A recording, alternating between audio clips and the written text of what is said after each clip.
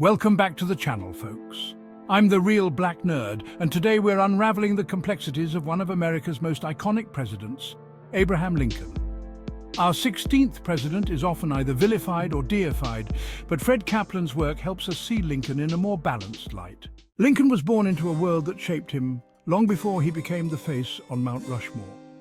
His early years in a log cabin in Kentucky and later in Indiana and Illinois were marked by the harsh realities of frontier life.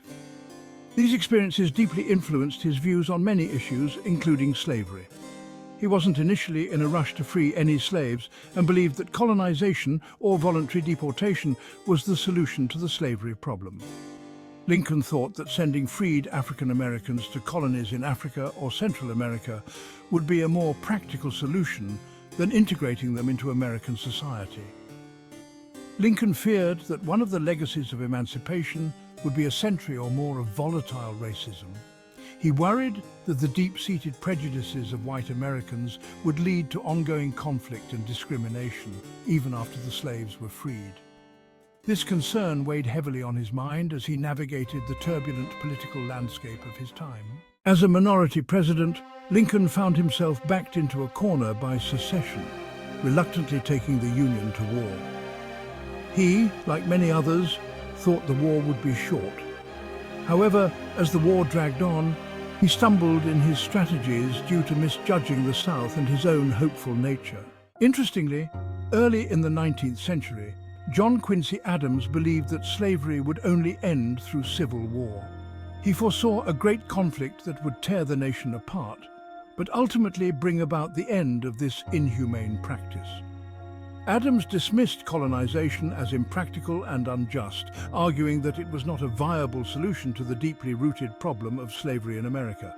In contrast, Lincoln put his hopes in the Colonization Society, believing that relocating freed slaves to Africa could be a peaceful solution. He had faith that good sense and the better angels of our nature would eventually lead to the peaceful elimination of slavery, without the need for a devastating war. Lincoln had no specific plan for post-war Reconstruction and national reunification. Whether he would have succeeded better than his successors remains a matter of debate. The entrenched racism and conflicting views on state sovereignty and federal authority would have persisted regardless of Lincoln's survival. So, as we celebrate Lincoln's legacy, we must delve deeper into his life and times. It's essential to remember him as a complex figure, not just a mythologized hero. His decisions during the Civil War, his speeches, and his leadership were all part of a nuanced narrative. Make sure to like this video, hit that subscribe button, and share it with your friends who love history. Comment below with your thoughts on Abraham Lincoln's true legacy. Do you see him as a hero, a flawed leader, or something else entirely? Let's get the discussion going. Thanks for watching and for being part of this historical journey. I'll see you in the next episode, where we explore more fascinating figures from history.